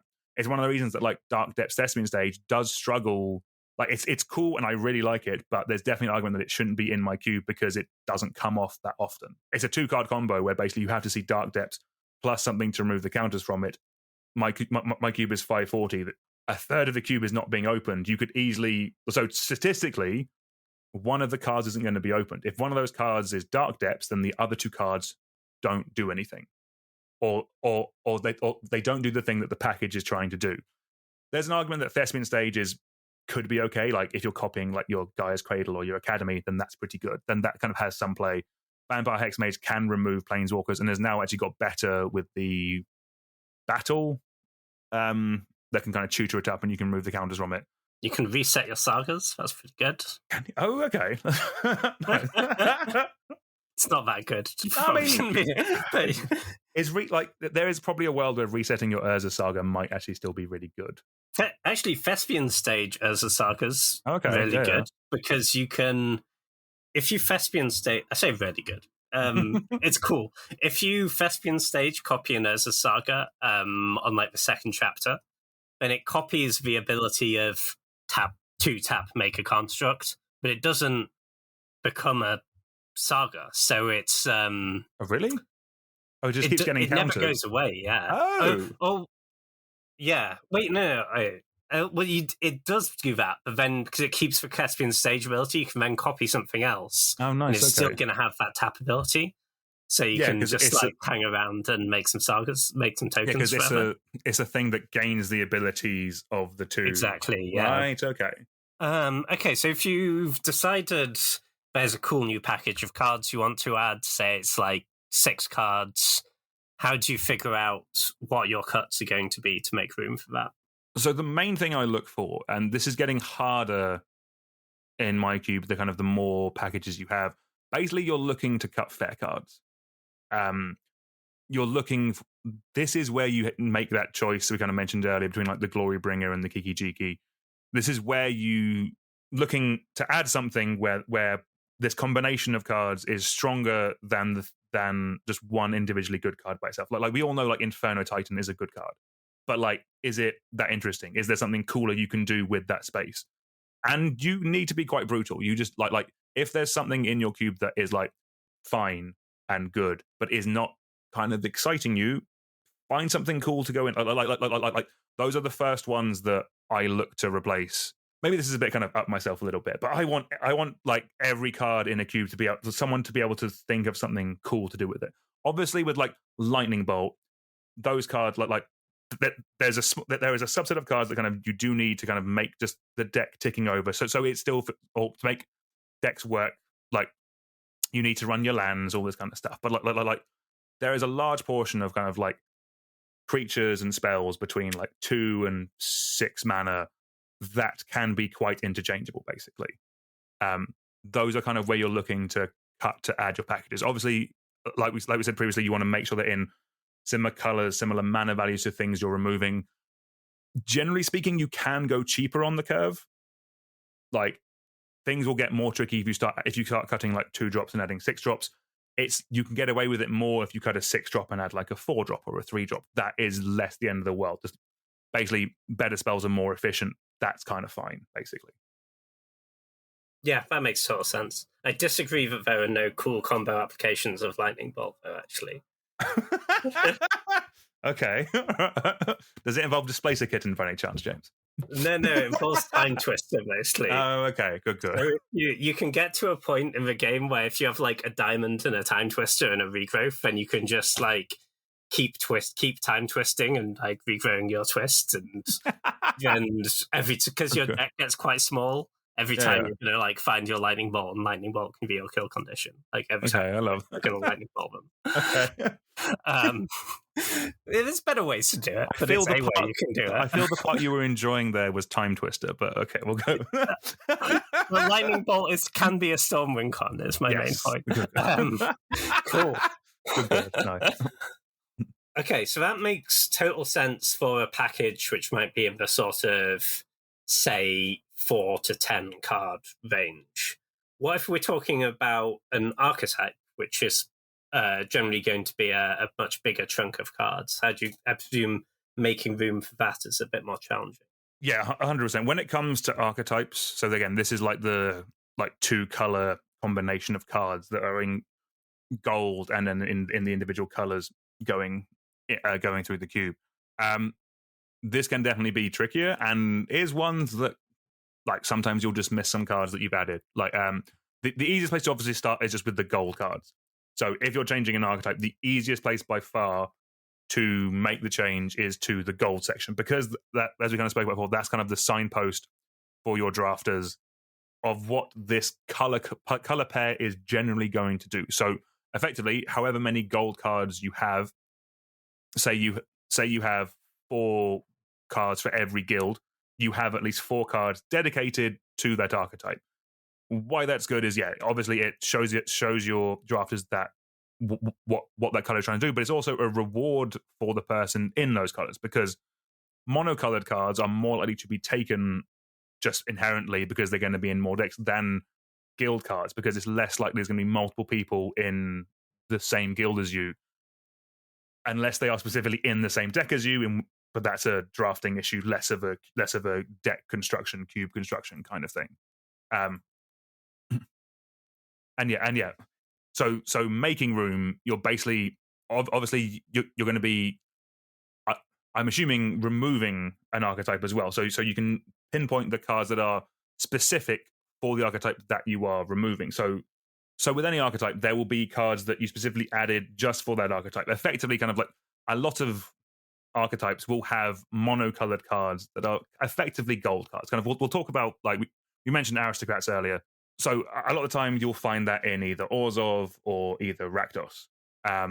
Let's use Rakdos aristocrats as an example. Say you were either adding this or cutting this. It kind of works both ways, actually. So basically you're identifying cards that are for this archetype. So your gold cards are things like your Judith, your Mayhem Devil, your Falconeth Aristocrat. That's nice and simple. That's very straightforward. Those are the gold cards. You have room for those. You can put those in. The cards that are next are the cards that need to be in the cube to make the deck function. So for aristocrats, it's your things like your sacrifice outlets. It's things like your drain effects. So you're going to be looking at cards like Yawgmoth and Blood Artist. These are cards that not a great amount of other decks are going to want. So they're kind of a gold and a half card, if that makes sense. It's kind of, you still need to run these to make it work, but you don't want to run too many of those. Like, you don't just want to run a ton. You can't have your black section all being sacrifice outlets and drain effects, because then what are the other black decks going to do? So you kind of sprinkle them in. When there are cards that overlaps with other archetypes or with other decks, that's when you can run more of those. So like specifically for aristocrats, you have things like your Rebel Master cards. They're kind of creatures that make more creatures, which an aristocrat deck loves, because you can sacrifice them, because you can sacrifice the creatures and you get your drain effects, and it makes the engine work. But there's plenty of other decks that like a Rebel Master, like Mono Red loves a Rebel Master, kind of like a Stompy kind of deck loves a Rebel Master. And there's tons of examples for that in so many different types of cards all up and down the curve. Like specifically for aristocrats, you could run a card like Bitter Blossom. Aristocrats loves a Bitter Blossom, but then like a mid-rangey, slower deck also likes making 1/1 blockers to stop the aggro player. Like, there'll be these flex slots like everywhere in a cube. Like, I'll kind of go over some examples of ones I have in mind, and hopefully that will help people listening kind of find ones in their own. Because the idea is that with these flex slots, you can they're types of cards that you were already running, but you can tailor them to suit the archetypes in your cube. So, for example, in mine, there's like a Human Matters sub-theme in like Boros in white and red. So for my white aggressive cards, I've made the vast majority of them human. So like I'm running cards like Champion of the Parish and Thali's Lieutenant over like Isamaru and like a Donto Vanguard. Then around them, most of my cheap creatures in white are human as well. So like individually, Champion of the Parish is not as good as like Isamaru. Like a 1-mana 1/1 is worse than a 1-mana 2/2. But when it's combined with more humans, Champion of the Parish becomes more powerful as a card that goes in the Boros humans deck, as well as just like the mono white aggressive humans deck. Then in blue, because I have like Reanimator as a sub-theme in Dimir, I'm running cards like Thought Scourer and Consider as cantrips. Cubes generally want cantrips. Like most blue-based decks care about like filtering or casting spells in some way. But by running Thought Scourer and Consider, which fill up the graveyard, it like helps out the Reanimator decks or some of like the big delve spells also in blue. Then in black, like again for graveyard decks, like I'm running a card like Putrid Imp, which is only for Reanimator, really. But then we also have a card like Rotting Regisaur, which is good in Reanimator. It's not as good as like Una's Prowler as a Reanimator card, but it just goes in black aggressive decks way better. So it has some nice crossover there. And like a big one in red is with like Burn. Like obviously in a powerful cube, you're going to run like Lightning Bolt. But when you get down to like the 4th or 5th version, you do have some flexibility. So in mind, because I have like artifacts in both Rakdos and Izzet, I'm running a card like Galvanic Blast over something like Firebolt. Firebolt probably has more raw upside as you can use it twice, but with the artifacts around, like Galvanic Blast has the potential upside of just becoming a second copy of Lightning Bolt. So with the synergy, it can be better. And then in like green, because I have like a Gruul Monsters section, I'm not running like more standard 2-mana dorks that you see in a lot of cubes like Sylvan Caryatid or Wall of Roots. I'm running Biophagus, which taps for mana, but when you cast a creature with it, it comes into play with a +1 counter on it. Then I'm also running Armored Scrap Gorger, which has like some graveyard answering utility. It ramps you and then also becomes a 3/3 that you can then start turning sideways with the rest of your monsters. Like everything I've just mentioned is technically less powerful than other alternatives out there. But when they're combined with your archetypes, the synergy really comes together to make an overall more powerful deck. And then in terms of, if it's an archetype like Aristocrats, for example, you're using... there's a few different slots of things we need, right? We need our payoffs for stuff down, we need our sack outlets, we need our token makers. How do you drill down on like how many of X, Y, and Z you actually want to put in the cube? The hard numbers are always going to be very difficult. One way you can do, which I did quite early when I was building my cube in the first place, is you can actually like basically build a singleton version of what you think the deck could look like. Just like get the cards out in front of you, curve out a deck of 23 cards. Put like you can build a version with the cards that are in your cube already, and then see what it needs, see what spells it's missing, see what you think it needs to actually kind of make it a solid deck. Like I know plenty of people who when they built their cubes before, built decks out of the archetypes and brought them down. Like, okay, you play this against this. It's a good way of testing to see things if are powerful. That's a very good way of doing it. If like you don't, if like you're cubing like once a month or once every other month, and you want things to be ready for the time that you bring the cube. We're in a bit of a fortunate situation where kind of we not in the summer because we're all off doing stuff, but kind of like a lot of the year we're cubing like every 2 or 3 weeks. So we can kind of, I can test my changes out on you directly, and you don't get a choice, basically. Yeah, we're just doing that, except 8 of us show exactly. up. Exactly. We have a few steps first. Yeah. Yeah, That's exactly. interesting. I hadn't thought of doing that. I think in general, though, when you are adding an archetype or a package, I do think it's better to add slightly more cards than you think you need. This means that it's more likely to be played, it's more likely to be supported. Like people will see it easier. They'll kind of get the gist that it's something that's going on, and you'll be able to get more feedback on it quicker, basically. If you try and be subtle with something, it might end up not coming together as often, and you might not get the feedback that you want as quickly as you want. You can always rein it in. Once you're happy something is working or you like something, it's very easy to kind of remove kind of like the couple of edge cases, kind of like some of the worst cards from the archetype, to then make room for your next change, something like that. Yeah, that makes sense. Like if you go in with a heavy hand, whether it works or not, you're getting information, right? Yeah, exactly. Like if someone drafted it and had a good version and it sucked, then it's annoying, but it's good information, right? Whereas if just no one drafted it, you didn't really get any information. Yeah, 100%. That makes sense. I think the other thing I think is probably worth mentioning with numbers is that not all the cards count the same for these numbers, right? Because if, say, we're in Rakdos Sack again, and the token maker we include is a Goblin Rebel Master, then that's great because it's a nice crossover card. But as the Rakdos Sack player, a bunch of the time I won't get the Rebel Master that's opened because the mono red player will have taken it, right? Whereas if the token maker is a Jadar, say, then I'm like a lock to get Jadar if it's opened because no one else wants it because it's not very good. And like obviously there's a lot of upside to it having the more flexible one. Like generally that's a better thing to do because you want cards to have crossover. But it is a different level of support for the archetype if there's like his like 8 cards that only this archetype wants versus here's 8 cards that work in this archetype, but a bunch of other players also want them at the table. No, exactly. I think that does kind of come back to like talking to your players. Like if you're So the example of the Jadar and the Rebel Master, that's probably a good one, because say there was an Aristocrat player who just didn't get there on token makers because other decks were taking them up.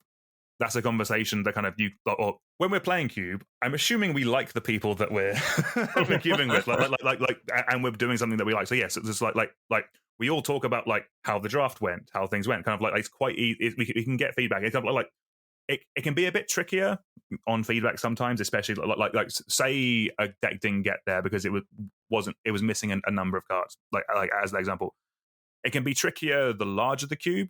The larger the cube, the more reps you need to get in, because you need to be able to see the cards.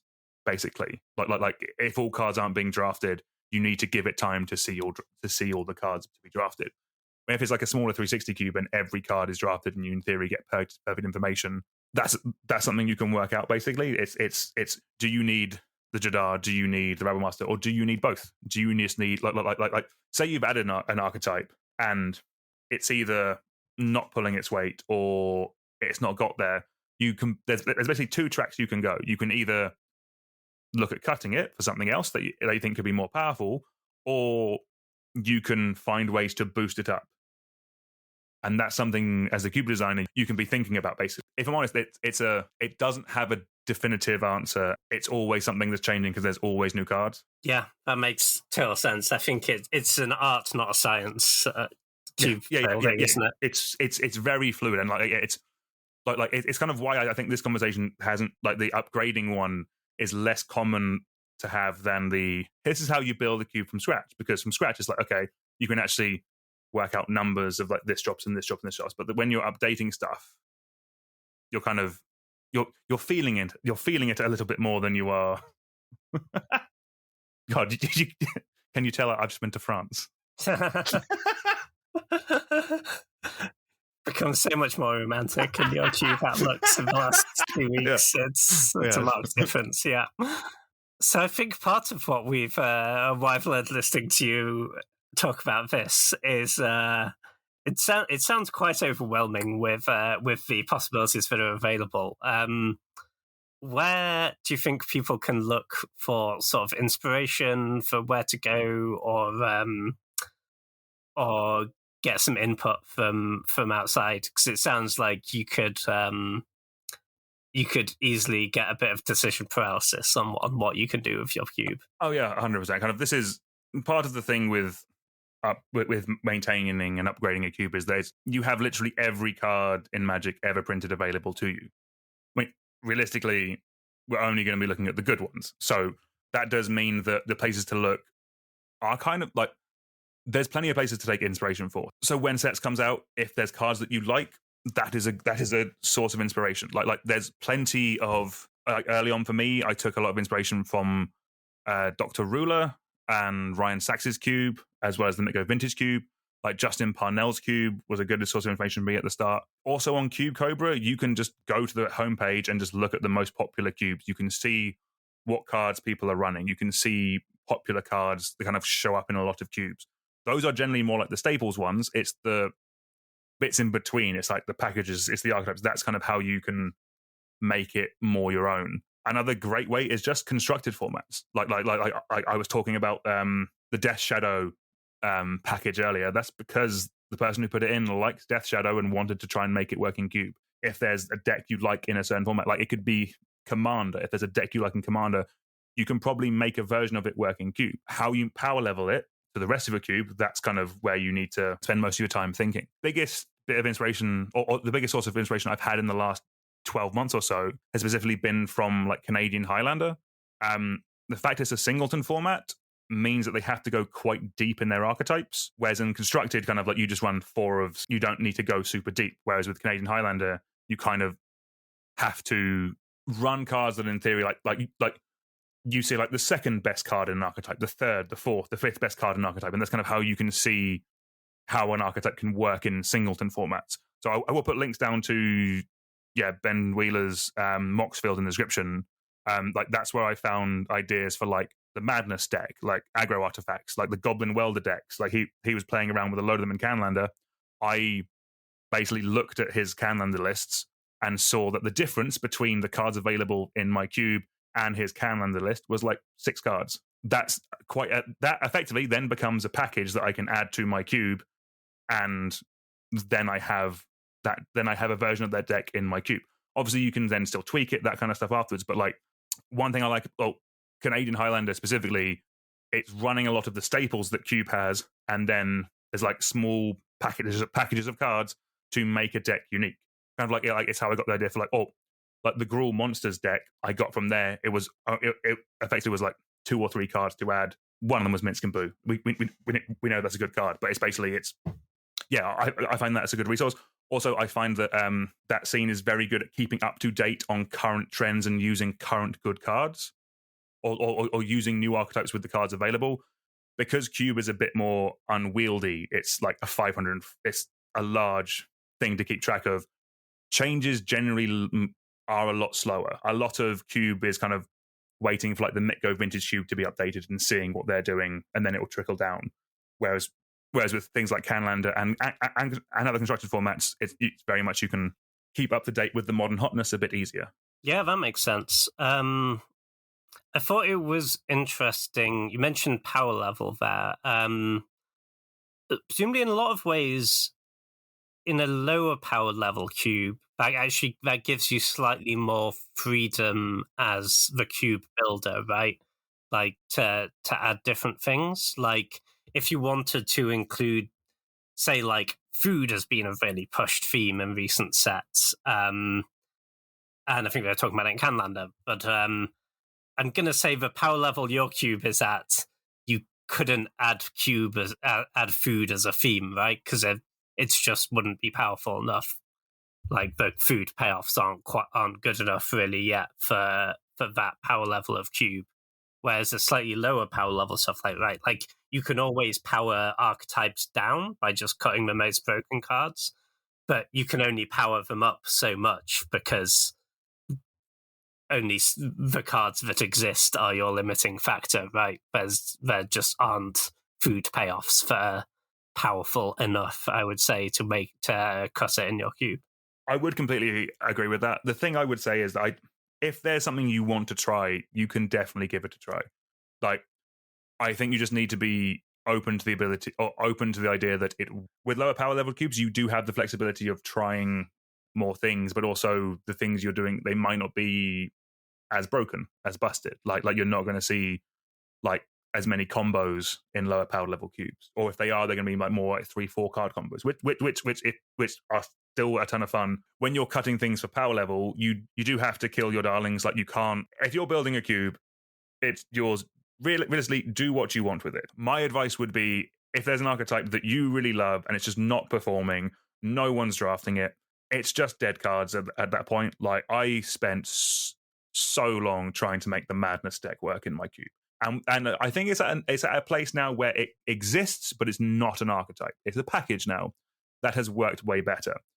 When it was an archetype, when it was like, this is what all of Jund is trying to do, I will admit that was a bit too much. There were too many cards in there that weren't doing things with other decks. It was what I was talking about earlier with the running too many sacrifice outlets. It was too many cards that no other deck wanted, really trying to make something work. That is the point where you, as the cube designer, will know deep down that you need to stop and pull back a little bit, because at some point you'll want to draft something else, and then you'll just keep seeing all these cards that you've put in for this archetype going round and around and not getting played. And Magic cards are meant to be played at the end of the day. Yeah, Wild Mongrel was 15th a lot, wasn't it? It's alarming how long Wild Mongrel and Noose Constrictor were in my cube. I love those cards. Yeah, that is fair. Cool. Yeah, that makes sense. And then the other challenge, I guess, because we've talked a lot about making good choices, I'm guessing there's a decent amount of admin involved in maintaining a cube as well. Like, we show up and you always have all the right basics, all the right tokens ready to go. I'm guessing that stuff takes some time, and of course, acquiring the cards themselves is involves some choices on their own. How do you go about that? So generally, when it comes to new cards, I generally pick up the ones I want to try and cube like 2 to 3 weeks after pre-release. That's generally the time when they're attainably cheap. Like, obviously, like something like an Attractor can have shot up in that time, but a lot of them won't have. It's also perfectly fine to proxy cards. I am a big proponent of, if you want to try, like, even if you know it's going to work, it's a cube. It's not a competitive REL. No one's going to be judging you. People just want to play Magic, play with the cards you want to play with. So proxying is also 100% fine. Like, I think when I built my cube, every card above 25 quid was proxied. And if I'm honest with you, because we play in the pub, like we play outdoors sometimes, like not having super expensive cards that can fall into drinks is not the end of the world. So proxying is very good. Just make sure they're legible. Make them as good as you can make them, basically. Like, if you can do color, awesome. Get a printer or find somewhere that can print them. Do that kind of thing. And yeah. Obviously, if you want to pick up the real cards, also fine. Whatever works for you. Like nothing should be, from my end. Nothing. I don't like the idea of anything stopping me from trying something new and cool in Cube. Yeah, 100%. And I think the thing I always appreciated about the ones you made is, from the front of the cards, I think they don't have magic backs because you don't want your proxies to be counterfeits that people might trade and pretend they're real catch card. But from the front of the card, you could not tell that your cards are proxies unless you paid very close attention. Yeah, exactly. Yeah. I think on all of mine, that somewhere it has like my name and then rules with a Z at the bottom. But yeah. Like I do think it's important to not have like full on counters. Like, if I'm honest, like I partly do that at home because my wife plays Legacy, so I don't want her taking like, oh, we have this card now. Good, I'll take this to a competitive event. Like, that's not something that helps. But again, yeah. Do what you need to do. 100%. And yeah, obviously, do what works for you. But I think there is some real upside to, if you're going to do some proxies, like, you can do better than writing Dark Confidant on a swamp, 100%, yeah. I think it is worth putting in a little bit of time to printing some nice ones. No, exactly. And yeah, the other thing as well to remember is, when you're adding cards to a cube, if you are providing everyone with tokens, make sure you get the tokens for any additions, just because it helps keep everything nice and neat. It helps, everyone will appreciate it slightly more, again, if your proxies are legible, if you're using proxies, but also that you have a version of the token. You don't always have to buy the tokens as well. Like obviously you can get those like dry rubber razors, that kind of stuff. But also, like, they've been like, there's so many sets of double-sided cards in them now. You can just, so many of my tokens are just like a quick doodle with the name of the token on those like double-faced cards, and the other ones that you meant to write the names on above. Okay, that's interesting. And then when you're making changes, I know your cube is pretty locked in size-wise at 540, right? I don't think that's ever changed. Yeah, so mine's been a 541 because someone won 5 and added a fast bond. If you've been listening to the conversation, guess who that was. But yeah, I generally like to keep mine the same size because like it fits in the box, basically. But I do know some people, when they're testing new cards, they will just add that on top. So if they had a 540 cube and there was 20 cards they wanted to test, for that period of time, it would be a 560 cube. It's a very easy way of doing it. You just add cards on top. The one thing with that is like it can mess up like color balance, and it means a higher percentage of your cube won't be opened than intended. So if you have combos, it's something you need to consider. But it is an easy way of doing tests if there's something you wanted to do. And then I think the final piece of advice that might be useful to people who are actually going through the process of maintaining a cube. I always very much appreciate it when we show up to a cube and there's changes, that you can just send us a link to the cube code there and we all can see exactly what changes there are. I tend to read through it on the bus on the way. What are the other sort of admin steps you do when you're actually when you're changing a bunch of cards? Yeah, so there's different places where you can host your cube. I use Cube Cobra. I think it is the best one out there. There are other ones. I mean, I've not used all of them because I went from Cube Tutor, I think it was, to Cube Cobra and have had no reason to change. It's just been really, really good. I'm not affiliated with them in any way. Actually, I think I support their Patreon, actually. I don't know if that's me affiliated with them or me just, Hashtag whatever. Not an ad. Yes, hashtag not an ad. It's the opposite of an ad. You're paying them. I'm paying them. Yeah, because I think their site is very good. Basically, Cube Cobra has a couple of really good things for keeping your cube updates. Firstly, it lets you have a maybe board. This lets you visually put out in front of you the cards that you're thinking of adding.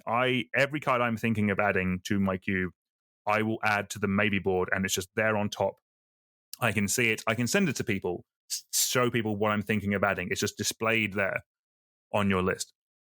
For the cards I'm thinking of cutting, you can also tag cards in Cube Cobra. So you can click on a card. At the bottom, there is a tag section. I just write the word cut on it. And then I can set that tag to be a certain color, and then I can just visually see all the cuts. Like I can also filter all those tags, so I can filter all the cards I'm going to cut, so I just see them.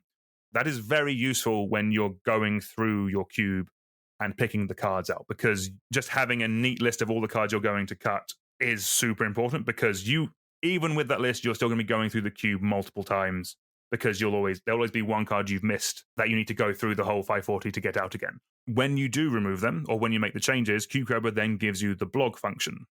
So that's the thing that James was talking about. That's what I send to everyone afterwards. It's basically, here is a list of all the changes I have made. And everyone can see them. It's all nice and neat. And then I can be told, why is this card gone? Where's my favorite? All this kind of stuff. I didn't realize there was the tags thing. So can I see the cards that are in danger of being cut? Oh yes, yeah. Okay, if you go on it now, so again, my link, my cube will down in the description below. I think they should just appear yellow in general. The ones that could be cut. I'm just checking on an incognito window quickly. Yeah. So if you look at my cube, all the ones that are yellow have the word "could cut" by them. So those are the ones that could be going. Okay, so if any of my favorite cards are in danger, I can notice and then draft it and save them. Oh, you're about to find out that Jace the Mind Sculptor's going, but that's a not sure I'm bored with that. Yeah, that's a conversation for another time, I think. Cool. Yeah, that makes sense. Cube Cobra definitely sounds like a good system of other ones being available. Nice. Well, I must say, the output of your method is very good. So I think definitely worth checking out. Cool. Well, I think that was a really interesting insight into your cube building process. We will be back again in 2 weeks. If you did enjoy that, then please leave a 5-star review if your podcast app allows you to do so. If there are comments, then tell us what you vehemently disagree with. And well, you can find us online on Twitter. Dan is at Messam. I'm at James Andrew MTG. I can occasionally be found posting about Cube/Limited. You can also find Dan, of course, on YouTube at Too Sweet MTG. And I think that wraps it up for this week. Thanks for listening, and please do join again.